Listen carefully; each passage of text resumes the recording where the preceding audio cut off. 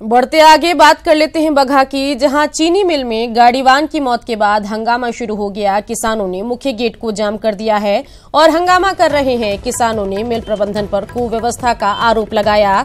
दरअसल बगहा के नरेपुर का निवासी जयचंद अपनी बैलगाड़ी से गन्ना आपूर्ति के लिए चीनी मिल आया था, लेकिन चीनी मिल में उसकी मौत हो गई। फिलहाल पुलिस मौके पर पहुंची और मामले को शांत कराने की कोशिश कर रही है।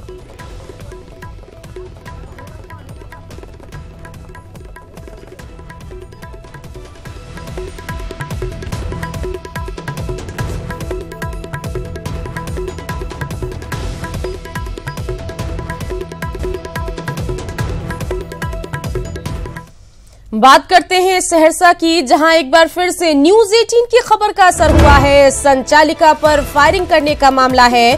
3 आरोपी को गिरफ्तार किया गया है। एसपी ने ये जानकारी दी है। बड़ी खबर सहरसा से आपको बता रहे हैं, जहां बेखौफ अपराधियों की यहां पर जरूरत देखने को मिली थी। सीसीटीवी फुटेज भी सामने आया था और इस खबर को प्रमुखता से लगातार न्यूज 18 चला रहा है।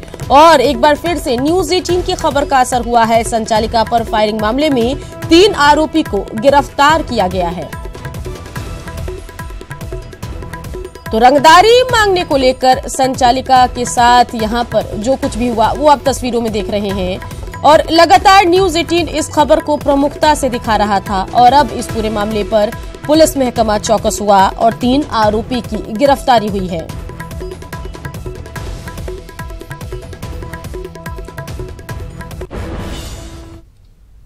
अररिया में कलयुगी बेटों की करतूत सामने आई है। फारबिसगंज की 2 घटनाओं ने पिता पुत्र के रिश्ते को कलंकित कर दिया है।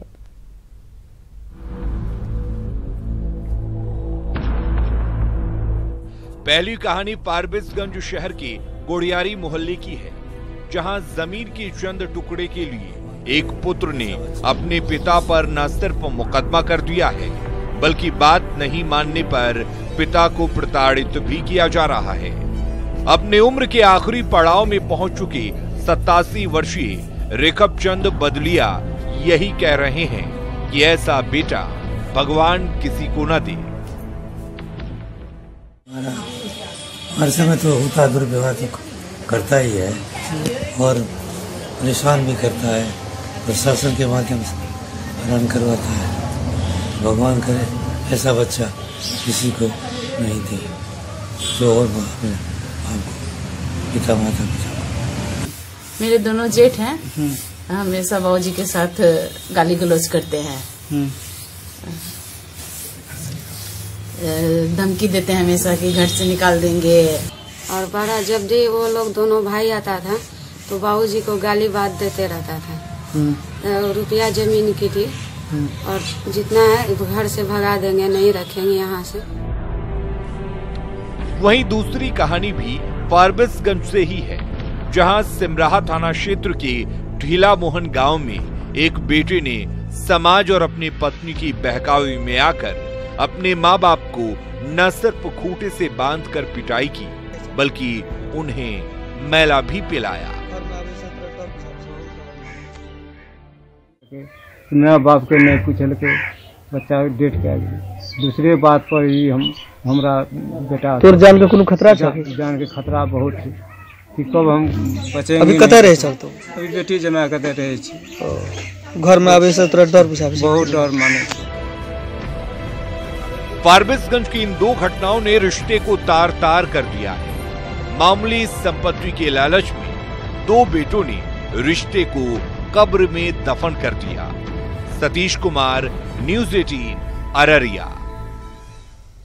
मां ममता का खजाना होती है, लेकिन ऐसे खजाने को पाने के लिए औलादों में लड़ाई हो और महिला आयोग को हस्तक्षेप करना पड़े तो इसे क्या कहा जाए। कुछ ऐसा ही वाकया देखने को मिला है भागलपुर में, जहां एक बेटी ने मां को पाने के लिए महिला आयोग का दरवाजा खटखटाया है। रिपोर्ट देखिए।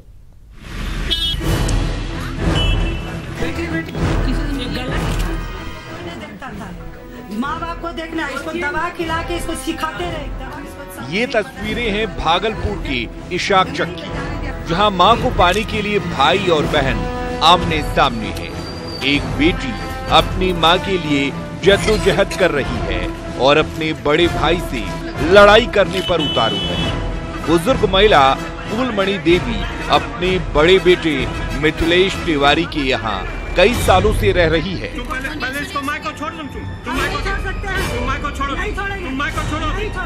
फूलमणि देवी के 3 बेटे हैं और 2 बेटियां, लेकिन मां को बड़े भाई के चंगुल से बाहर निकालने के लिए महिला आयोग की टीम उनके आवास पर पहुंची है।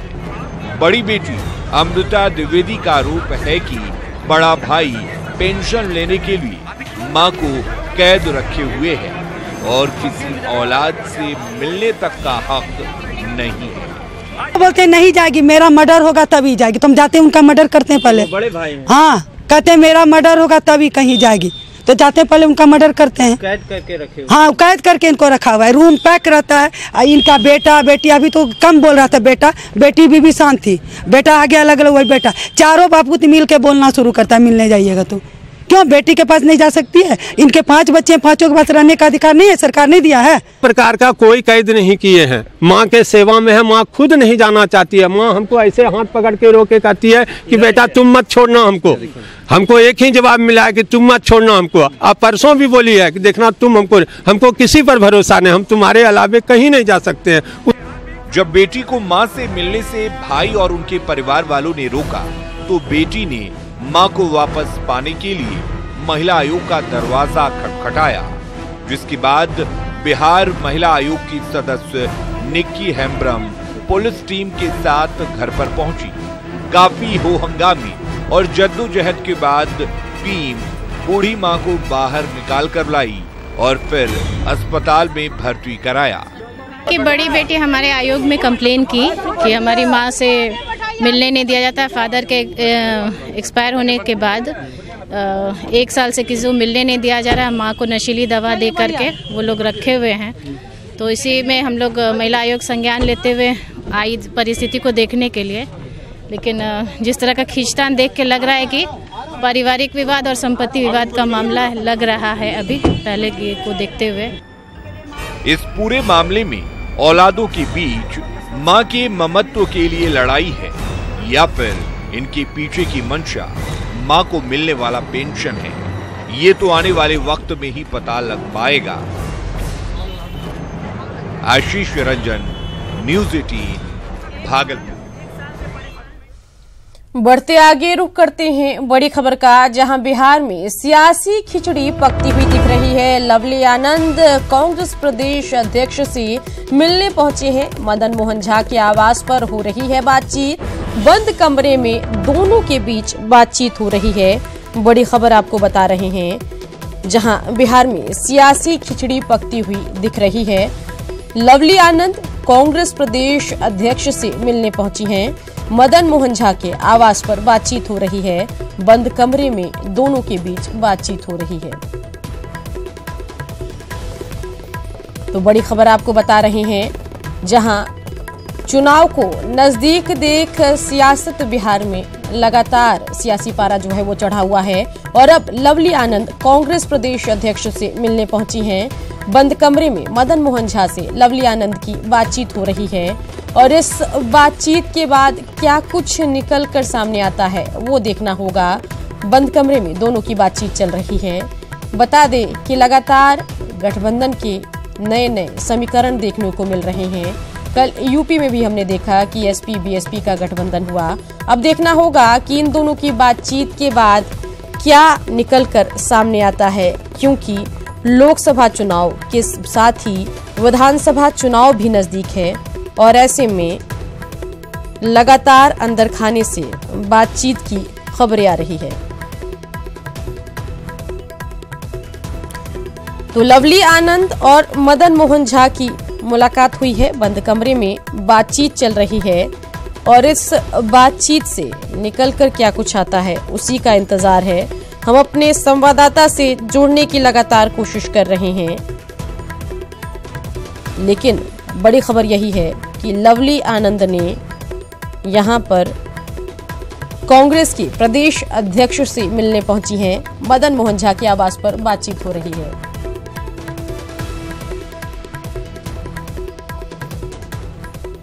लवली आनंद हमारे साथ फोन लाइन से जुड़ गई हैं। लवली आनंद जी, स्वागत है आपका न्यूज 18 में।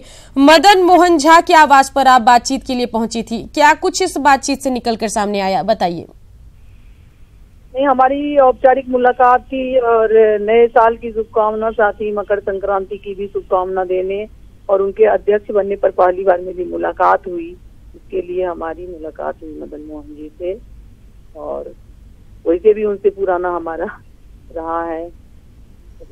लवली जी, मौसम चुनावी है, लोकसभा चुनाव भी सर पर है और उसके बाद विधानसभा के चुनाव भी होने हैं, तो बात अगर चली होगी तो सिर्फ मुबारकबाद और त्योहार की शुभकामनाओं से आगे जरूर बातचीत हुई होगी, तो क्या कुछ सियासी बातचीत हुई?